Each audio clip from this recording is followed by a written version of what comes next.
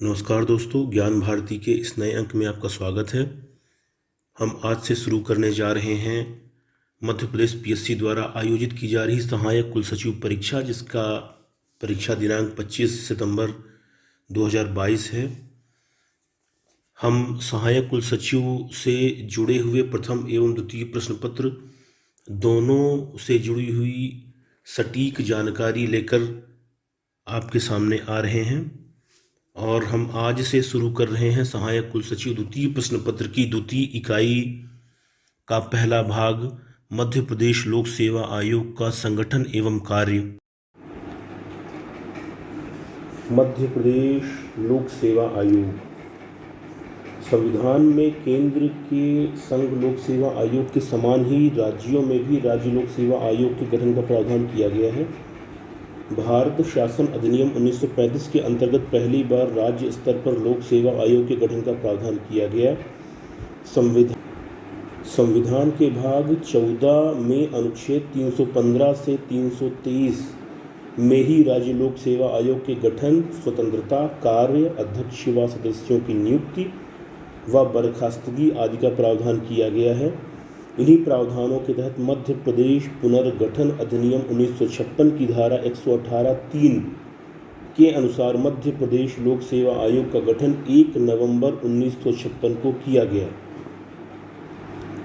मध्य प्रदेश लोक सेवा आयोग ने वर्ष 1957 से कार्य करना प्रारंभ किया और वर्ष 1958 में आयोग ने प्रथम परीक्षा आयोजित की। मध्य प्रदेश लोक सेवा आयोग राज्य का एक प्रमुख भर्ती अभिकरण है। मध्य प्रदेश लोक सेवा आयोग एक स्वतंत्र संवैधानिक निकाय है। मध्य प्रदेश लोक सेवा आयोग को राष्ट्रपति डॉक्टर राजेंद्र प्रसाद द्वारा 27 अक्टूबर 1956 को अधिसूचित किया गया। अब देखते हैं मध्य प्रदेश लोक सेवा आयोग की संरचना। मध्य प्रदेश लोक सेवा आयोग एक बहुसदस्यीय निकाय है। मध्य प्रदेश लोक सेवा आयोग में एक अध्यक्ष व कुछ अन्य सदस्य होते हैं जो राज्यपाल द्वारा नियुक्त किए जाते हैं। संविधान में आयोग के सदस्यों की संख्या का उल्लेख नहीं है। यह राज्यपाल के ऊपर छोड़ दिया जाता है जो आयोग की संरचना का निर्धारण करता है। अब देखते हैं नियुक्ति एवं कार्यकाल। अनुच्छेद 316 में नियुक्ति एवं कार्यकाल का उल्लेख है। आयोग के अध्यक्ष एवं सदस्यों की नियुक्ति राज्यपाल द्वारा की जाती है। संविधान में आयोग के अध्यक्ष एवं सदस्यों की योग्यता का उल्लेख नहीं है, परंतु यह आवश्यक है कि आयोग के आधे सदस्यों को भारत सरकार या राज्य सरकार के अधीन कम से कम 10 वर्ष काम करने का अनुभव प्राप्त हो। संविधान के अनुच्छेद 316 1 के तहत राज्यपाल 2 परिस्थितियों में संघ लोक सेवा आयोग के किसी सदस्य को कार्यवाहक अध्यक्ष नियुक्त कर सकता है। प्रथम, जब अध्यक्ष का पद रिक्त हो, व द्वितीय, जब अध्यक्ष अपना काम अनुपस्थित या अन्य दूसरे कारणों से नहीं कर पा रहा हो। कार्यवाहक अध्यक्ष तब तक कार्य करता है जब तक अध्यक्ष पुनः अपना कार्य नहीं संभाल लेता या अध्यक्ष फिर से नियुक्त ना हो जाए। अनुच्छेद 316(2) के अनुसार आयोग के अध्यक्ष तथा अन्य सदस्यों का कार्यकाल पद ग्रहण करने की तारीख से 6 वर्ष या 62 वर्ष की आयु प्राप्त कर लेने तक जो भी पहले होता है। संविधान के 41वें संविधान संशोधन द्वारा मध्य प्रदेश लोक सेवा आयोग के अध्यक्ष तथा सदस्यों की सेवा मुक्त की आयु 60 वर्ष से बढ़ाकर 62 वर्ष कर दी गई थी। अनुच्छेद 316(2) के अनुसार आयोग के अध्यक्ष एवं सदस्य कभी भी राज्यपाल को संबोधित कर अपना त्यागपत्र दे सकते हैं। इसके अलावा उन्हें कार्यकाल के पहले भी राष्ट्रपति द्वारा संविधान में वर्णित प्रक्रिया के माध्यम से हटाया जा सकता है। अनुच्छेद 316(2) का। अब देखते हैं पदमुक्ति, जो अनुच्छेद 317 में वर्णित है। राष्ट्रपति आयोग के अध्यक्ष तथा अन्य सदस्यों को निम्नलिखित परिस्थितियों में पदमुक्त कर सकते हैं। उसे दिवालिया घोषित कर दिया गया हो, वह अपनी पदावधि के दौरान अपने पद के कर्तव्यों के बाहर किसी लाभकारी नियोजन में लगा हो, यदि राष्ट्रपति को यह आभास हो जाता है कि वह मानसिक या शारीरिक असक्षमता के कारण पद पर बने रहने योग्य नहीं है, इसके अलावा राष्ट्रपति आयोग के अध्यक्ष एवं सदस्यों को साबित कदाचार या दुर्व्यवहार के आधार पर भी पद से हटा सकते हैं। ऐसे मामलों में राष्ट्रपति को यह मामला जांच के लिए उच्चतम न्यायालय में भेजना होता है। अगर उच्चतम न्यायालय जांच के बाद बर्खास्त करने के परामर्श का समर्थन करता है तो राष्ट्रपति अध्यक्ष या सदस्यों को पद से हटा सकते हैं। संविधान के इस उपबंध के अनुसार उच्चतम न्यायालय द्वारा की जाने वाली जांच के दौरान ही राष्ट्रपति संघ लोक सेवा आयोग के अध्यक्ष व दूसरे सदस्यों को निलंबित कर सकते हैं, जबकि राज्य लोक सेवा आयोग के संदर्भ में ऐसे अध्यक्ष या सदस्य का निलंबन राज्यपाल द्वारा किया जाता है। इस प्रकार मध्य प्रदेश लोक सेवा आयोग के अध्यक्ष व सदस्यों को राष्ट्रपति पद से उसी आधार पर हटा सकते हैं जिस आधार पर संघ लोक सेवा आयोग के अध्यक्ष या सदस्यों को हटाया जाता है, राज्यपाल नहीं। आयोग के सदस्यों एवं कर्मचारियों की सेवा शर्तों के संबंध में नियम बनाने की शक्ति अनुच्छेद 318। आयोग के सदस्य एवं कर्मचारियों की संख्या व उनकी सेवा शर्तों का निर्धारण राज्यपाल द्वारा किया जाता है, जिसे नियम बनाने की शक्ति कहा जाता है। आयोग के सदस्यों की सेवा शर्तों में उनकी नियुक्ति के पश्चात कोई अलाभकारी परिवर्तन नहीं किया जा सकता है। आयोग के सदस्यों द्वारा सदस्यता समाप्ति के पश्चात पद पर बने रहने पर रोक अनुच्छेद 319।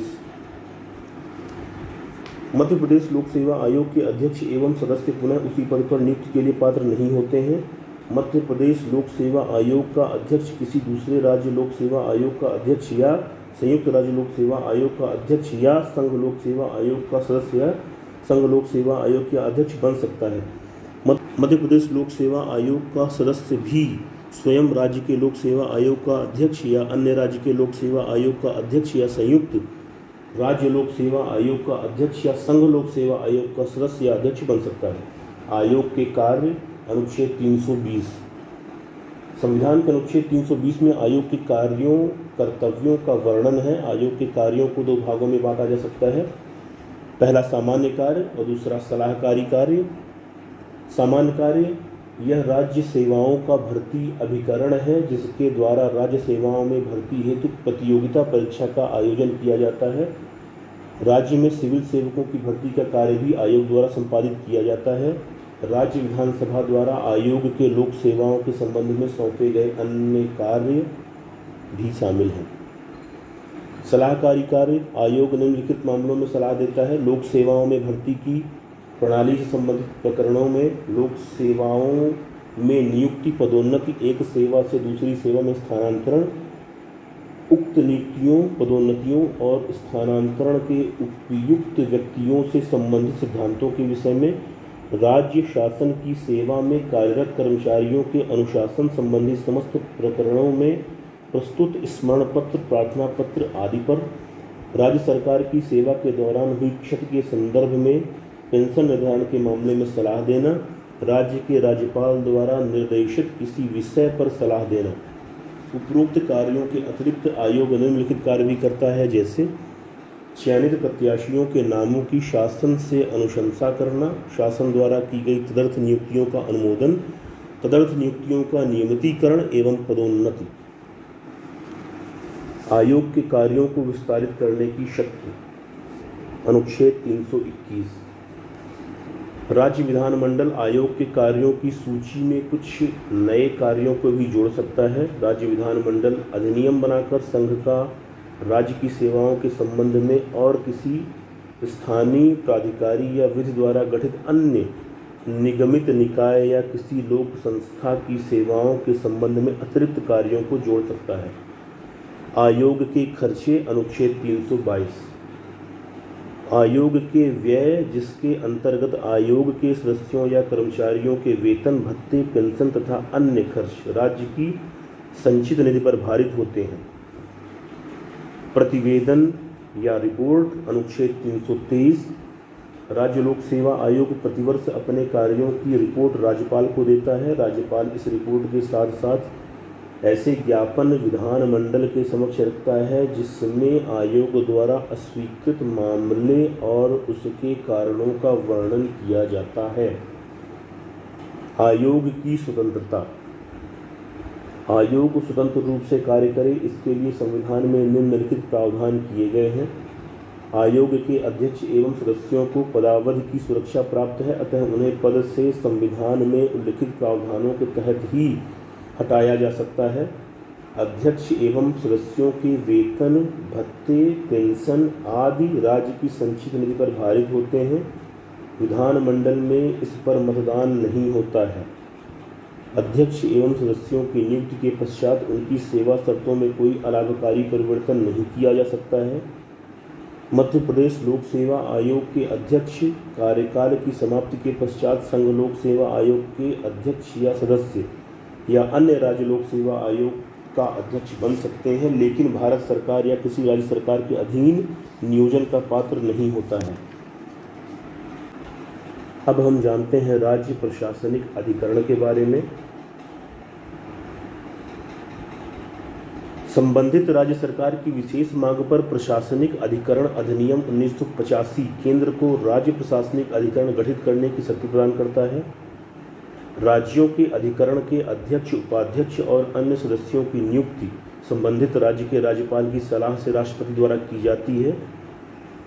अब तक 9 राज्यों आंध्र प्रदेश, हिमाचल प्रदेश, उड़ीसा, मध्य प्रदेश, महाराष्ट्र, तमिलनाडु, पश्चिम बंगाल तथा केरल में राज्य प्रशासनिक अधिकरणों की स्थापना की गई है।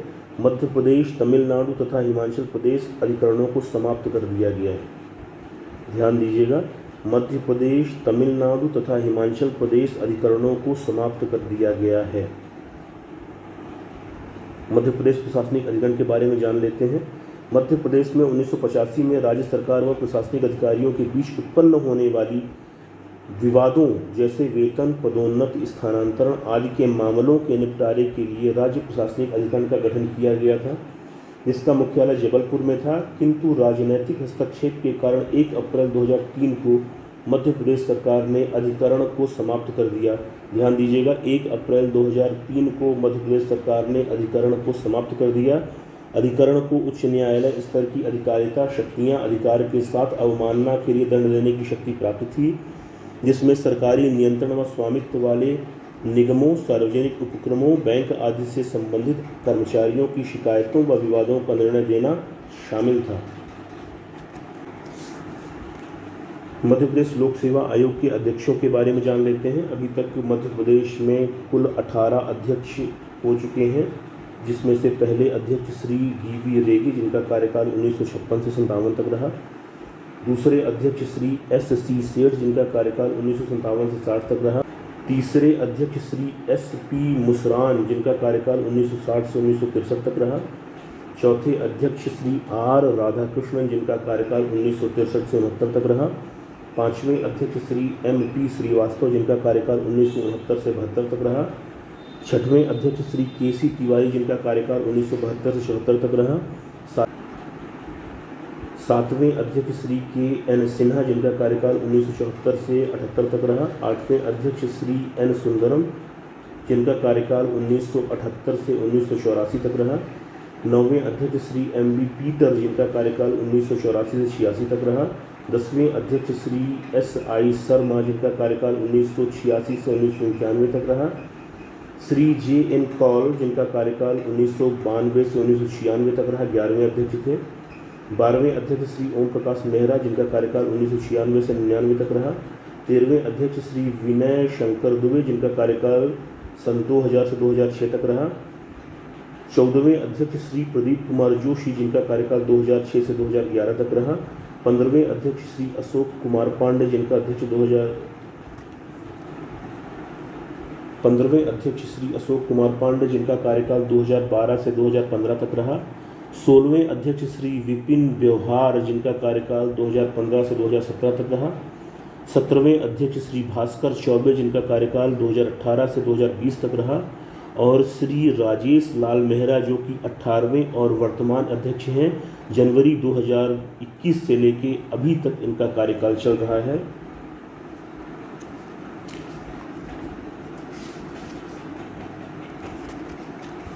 अब एक बार मध्य प्रदेश लोक सेवा आयोग के बारे में जान लेते हैं संक्षिप्त रूप से। मध्य प्रदेश लोक सेवा आयोग का स्वरूप संवैधानिक है। गठन अनुच्छेद 315 के तहत किया गया। संरचना अध्यक्ष व कुछ अन्य सदस्य, बहुसदस्यीय लेकिन संख्या निर्धारित नहीं। संख्या राज्यपाल के विवेक पर निर्भर है। अध्यक्ष एवं सदस्यों की नियुक्ति राज्यपाल द्वारा की जाती है। अध्यक्ष एवं सदस्यों का कार्यकाल 6 वर्ष या 62 वर्ष की आयु जो भी पहले हो। अध्यक्ष एवं सदस्यों की सेवा शर्तों का निर्धारण राज्यपाल द्वारा किया जाता है। रिपोर्ट राज्यपाल को सौंपी जाती है। स्थापना 1 नवंबर 1956। मुख्यालय इंदौर में है। प्रथम अध्यक्ष DV रेगे और